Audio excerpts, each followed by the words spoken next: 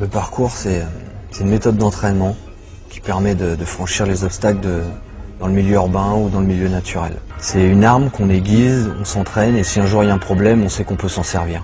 Ça peut être l'art de la fuite, de la poursuite, d'aider quelqu'un qui a un problème quelconque. Moi ça m'est déjà arrivé de monter au deuxième parce que le mec il a oublié ses clés. Et c'est tout con quoi, il est juste là, il sait que sa fenêtre est ouverte, il a pas ses clés et il me dit vous pouvez pas... Je sais pas si, donc je suis rentré chez lui juste pour lui ouvrir sa porte et si lui il avait pu le faire, voilà, ça aurait pas été un problème pour lui. Je crois que la finalité du parcours c'est de devenir autonome, de devenir entier et tout seul d'être capable de dire bon ce truc là j'ai pas la détente mais je pense que je m'entraîne pendant 15 jours à répéter 50 sauts le matin et puis le soir, dans un mois j'y arrive. C'est ça se connaître, se fixer des objectifs, les atteindre.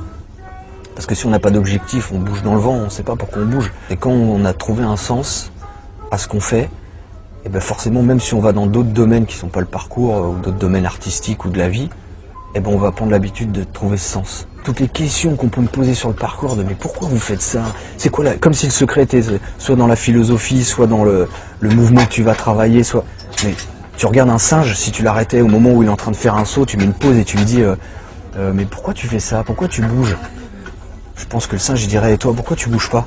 Le côté qui est vraiment marrant, on va dire, dans le parcours urbain, c'est de se rendre compte que l'être humain va bouger sur des choses qui sont pas fabriquées au départ pour ça. C'est-à-dire que le mec qui a construit les petites barrières à côté de l'escalier pour passer là, ou qui a mis tel mur là, il s'est pas dit ah ouais, le mec il va sauter là, attends, je suis à la bonne distance, non, je vais peut-être le...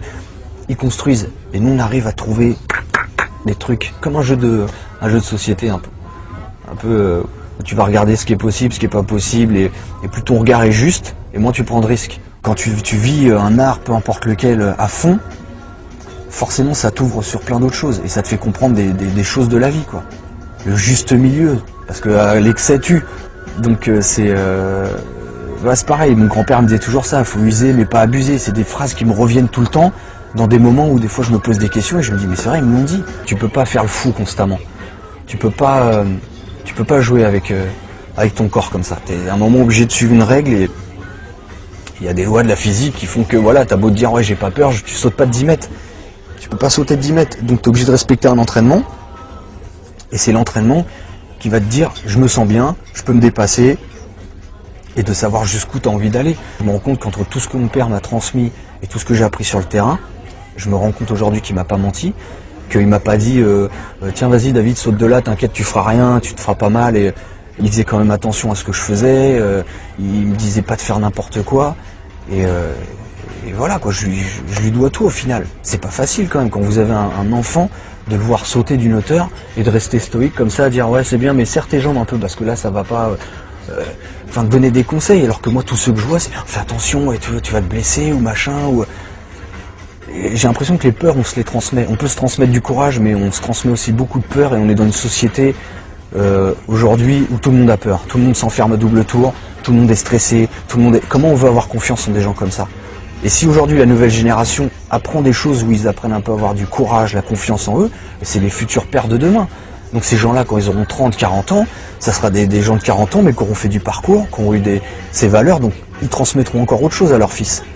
Que des mais pas ça, fais attention, mets ton blouson, tu vas avoir froid, monte pas là, tu vas tomber. Parce qu'à force de faire ça, on fait quoi? On peut rester chez soi enfermé et puis là il nous arrive rien.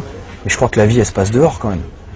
Donc si on a deux jambes, des bras, c'est pour grimper, pour aller voir ce qui se passe, et pas pour rester enfermé, sinon on serait comme des arbres. Il n'y a pas de plus fort ou de plus faible. Ce qui est important en fait, t'es fort dès le moment où tu vas jusqu'au bout pour la cause que tu défends. Demain tu te bats ou tu as une embrouille, si ta cause est bonne, tu gagneras toujours, même si physiquement tu as perdu.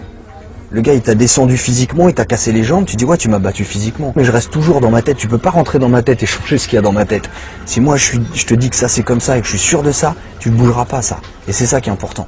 Donc maintenant dans le parcours, tu peux te blesser, tu peux avoir quoi que ce soit, mais c'est pas parce que même moi personnellement demain je me blesse dans le parcours, ça peut m'arriver, et je croirai toujours aux mêmes valeurs. Parce que même les animaux, ça leur arrive de tomber aussi. Ils font des chutes, sauf que quand ils se plantent, voilà, c'est pas du béton, quoi. Ça se rapproche vraiment des arts martiaux. Dans la méthode de s'entraîner, dans la volonté de répéter un mouvement, une technique, on va dire, c'est collé aux arts martiaux, je crois. Je crois que c'est vraiment la même philosophie, la même façon d'appréhender les choses, de voir un adversaire, de dire ok bon lui il est grand, ok va falloir que je tape plus bas parce que ceci, cela, ou il a l'air d'être rapide donc je vais essayer de... Suivant l'adversaire, on modifie sa technique, on sait où il va falloir faire attention, machin, le gars il se combat, fait du combat rapproché, combat au sol. Quand tu arrives sur un obstacle c'est pareil. Bon qu'est-ce qu'il y a, ok je vais attraper ça, mais si je glisse où c'est que je peux me rattraper, bon il y a ça, boum boum boum, ça t'apprend à regarder. Mais c'est vraiment le même, enfin pour moi le même mécanisme quoi. Mais je crois que la peur elle est tout le temps là. C'est qu'à un moment tu as la confiance, que au moment que tu vas faire un saut tu dis celui-là ça fait quand même 500 fois que j'ai répété ça à côté, et sur les 500 je me suis pas planté, pourquoi maintenant que je tente là je tomberai? Parce que la peur se fait un peu perdre la mémoire aussi. Comme quelqu'un, je reviens toujours au combat, le gars il est là, dans son club, il a fait ses mouvements, toute l'année, hop, on lui a fait ses parades, et le jour où il se fait embrouiller, gros coup de pression, le mec il lui parle pas comme le prof, parce qu'il en a rien à foutre qu'il fasse des arts martiaux, et qu'il lui fait juste comprendre que si le gars il donne pas son portefeuille tout de suite, il va se faire démonter, et le gars il est en panique, et t'as envie de dire, hé réveille, t'as fait quoi pendant un an? Tu t'es pas entraîné pour ce moment-là? Oui mais je sais pas, parce que là je suis paralysé par... Donc t'as rien appris, alors ça t'a servi à rien. Moi je le vois comme ça, normalement l'entraînement doit faire que quand tu es en situation réelle, tu réagis direct. Et plus tu vas t'entraîner dans une situation qui sera proche de la réalité, plus le jour où tu es confronté à la réalité, il n'y a pas de changement. Parce que le vrai, c'est quand tu es confronté au vrai. C'est tout quoi. C'est pas en apprenant sur de la mousse ou sur des trucs que d'un coup, ou en prenant un petit coup avec un gant de boxe où tu fais ah c'est ça un coup de poing, non un coup de poing avec des os qui te rentrent dans le crâne, ça n'a rien à voir quoi. Quand t'as ta tête qui te prend un choc et que tu sais plus où t'es, si tu t'as pas pris un coup de poing dans ta vie, tu peux pas savoir ce que c'est. Et je crois que voilà, c'est un peu ça, quand tu t'engages dans un truc, tu sais les risques et tu t'étonnes pas parce que c'est vrai que j'ai essayé de faire du parcours, je me suis tordu la cheville, moi j'arrête ce sport, c'est vraiment dangereux, tu le sais à l'avance. Tu le sais à l'avance, un chasseur ou n'importe quoi, le mec dans les tribus, il grimpe dans les arbres, ça leur est arrivé de tomber, de s'écorcher, de s'ouvrir, mais mais on est obligé de passer par là, sinon on mange pas ce soir, on est obligé de grimper dans l'arbre. Dès le moment où tu sors de chez toi, c'est dangereux. Quand tu descends dans le métro, c'est dangereux. Tu peux être au bord du métro avec ton portable, toi tu te crois en sécurité, et puis t'as l'autre qui court parce qu'il y a son pote qui veut rattraper, il te bouscule, tu tombes sur la rame.